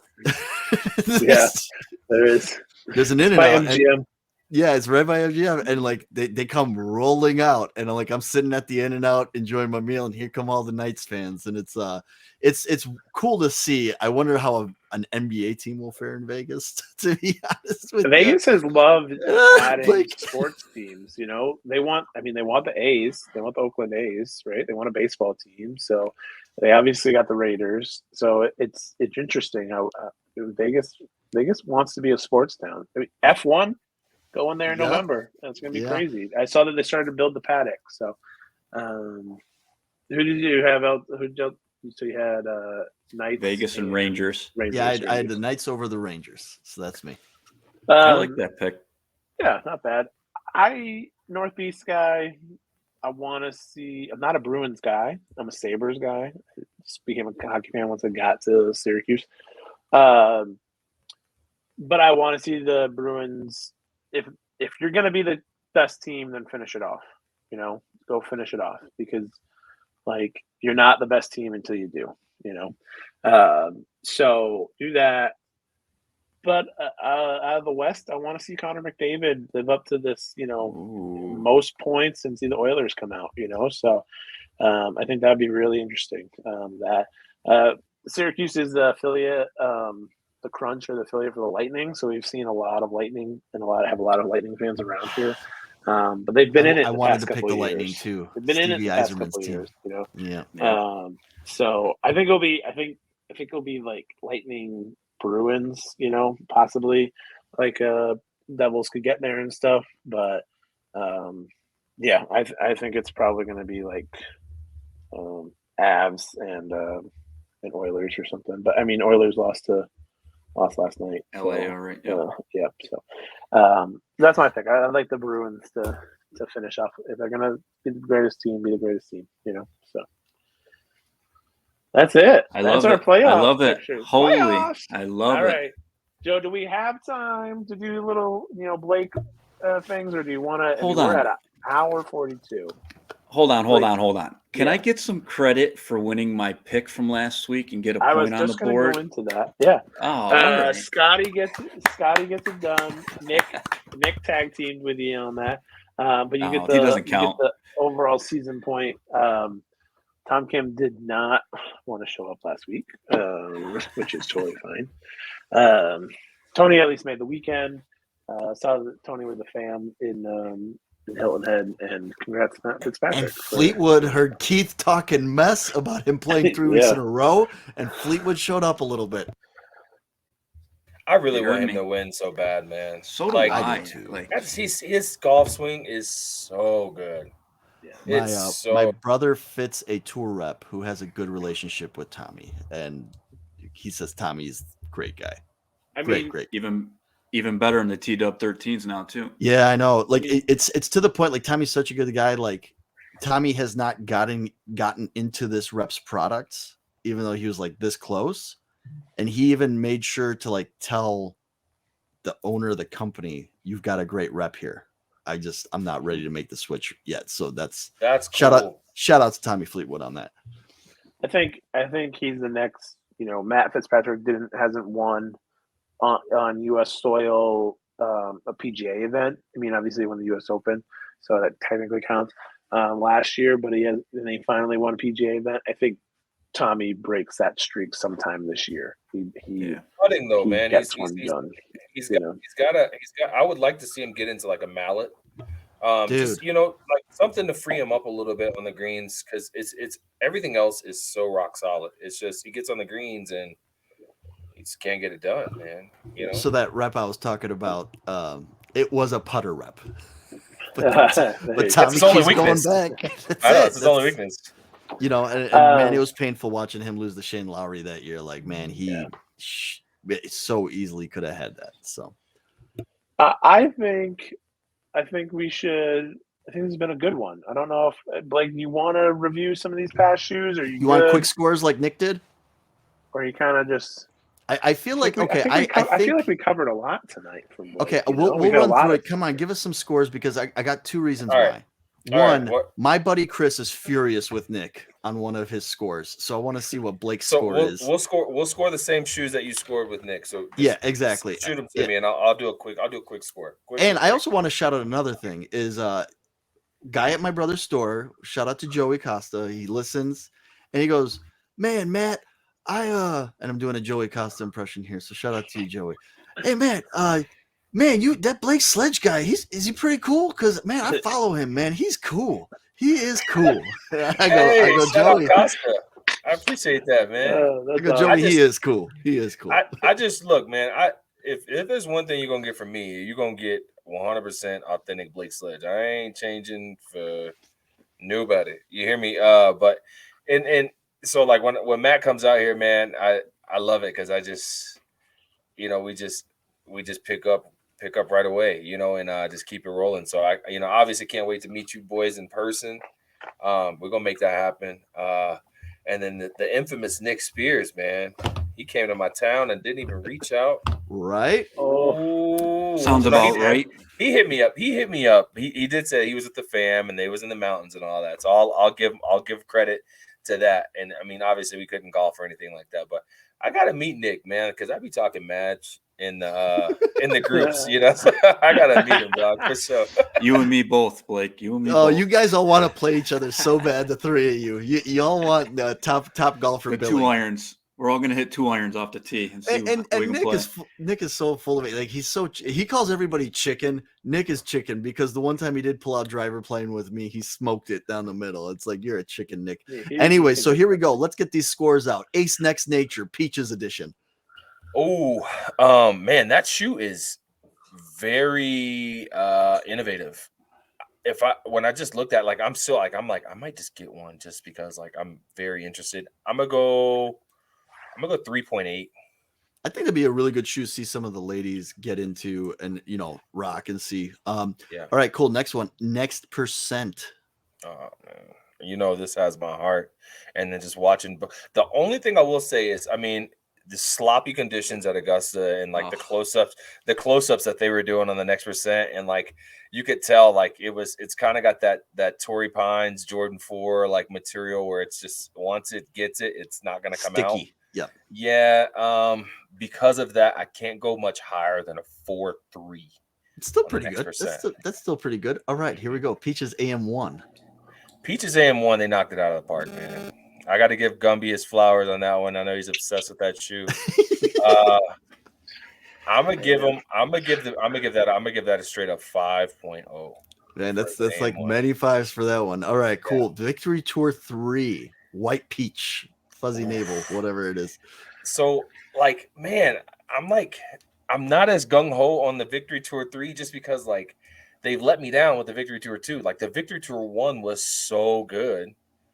And then the Victory Tour, you could barely get your foot in it, So I was just like, I don't know what they're going to give me.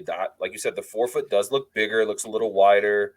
There's more breathable material in it and all that stuff. But I need to see more colorways. I got to go with like a 3.6. Okay, that's still a pretty good score. Still pretty generous. All right, last one.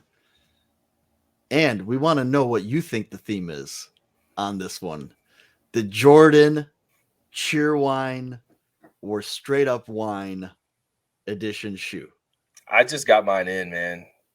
They are so good in person. Shout out to my buddy Chris. I'm gonna make a video with his. I've got something special planned for y'all. But I gotta know what the theme is. Am I putting wine in it? Yeah, no, 100%. Yeah, Jordan's weird, man. Wine and barbecue. That's some weird stuff. But no, it's the details, Gumby, like the bubbles on the bottom. I didn't even see that in the pictures, right? You couldn't pick up. But like, so my buddy Kieran was wearing them when we played. I was wearing the infrareds, and he was wearing the cheer wines, the Bordeaux's, whatever you want to call them. And I was low key like kind of jealous. I'm sitting at it. I'm looking at the light hit his, and I'm just like, man, I mean, like, I know mine look good, but like, damn, like that light is hitting that like 3M reflective material on it. And I was like, God, these look so good. Like, I did get complimented on mine though. So I'll take that.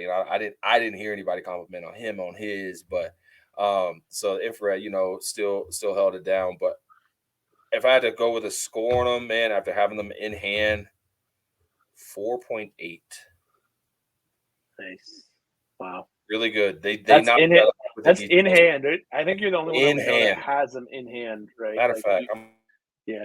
So Blake, can you pull them up here? I'm going to make you the large screen here. But I just noticed a detail on them online.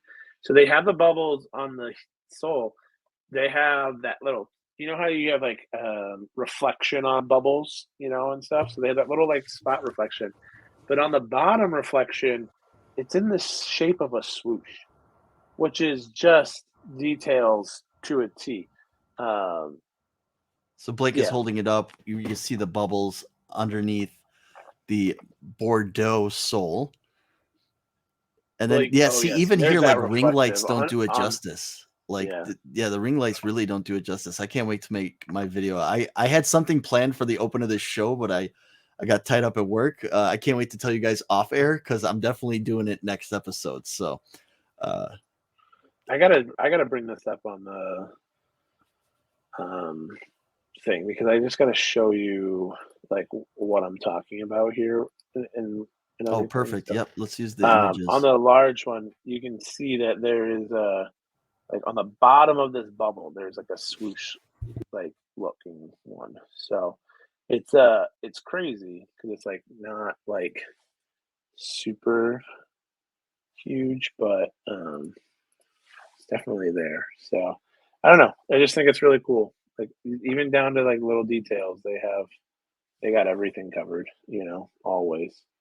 So just a little things you notice, So all right. That's it, right? Yes. I had enough for you guys. Yeah. I know. That's good. Everyone who's been watching me on YouTube, I apologize for my yawning. It's just late here. We record late sometimes. I'm a new dad. Give me a break. But I was not bored by the content tonight. Tonight was phenomenal. Had a great chat with Blake. It's been an awesome show. Keith with a little tease here in the bottom left-hand corner. That's all you're going to get. I'm not even going to bring it up again. Remember to become a supporter of the podcast by going to anchor.fm/theswooshlife/support. All of that just goes right back to you guys, and we're super thankful for it. So any last words before we close out this longest show that we have done so far here on the Swoosh Life Podcast? But when you just keep rolling, you get rolling. So any last words, Blake? Thank you for being such a gracious guest again as part of the stable roster that we have of great, swoosh lifers, as we say, and everything. So any last words from you? Yeah, man. T-Dub 13 Jet Black real soon. That's all I'm gonna say. This week. Real soon. Blake will pick up his 17th pair of TW13s for the year. So Yes. have a great time playing this weekend. Hope you all get out there and play. As always, if you're playing this weekend, you're playing anytime, shoot us your stuff. Tag us at the Swoosh Life Podcast on Instagram, and we will repost you. We've been reposting everybody. Everyone's been starting to interact more and more now. We've got our normal, I would say, assailants that come into the play. But if you're listening and you haven't been tagged on us yet, just send us stuff. We love it. We love seeing it. But for the Swoosh Life Podcast, this has been fun. I've been Gumby. That's been Nick. Blake. Nick's not here. I don't know why I said that. That's been Blake, Matt, and Keith. And it's late. See you in the next one. Bye. Thanks for listening to today's episode. Make sure to go follow us on Instagram at the Swoosh Life Podcast to stay up to date on all things swoosh. And if you have any questions, comments, or business inquiries, please email us at theswooshlifepodcast@gmail.com. And lastly, give us a follow or review and become a supporter of the podcast at anchor.fm/theswooshlife/support. Thank you all for listening. See you in the next one. Checks over stripes, yeah, that's what I like. Yeah, that's what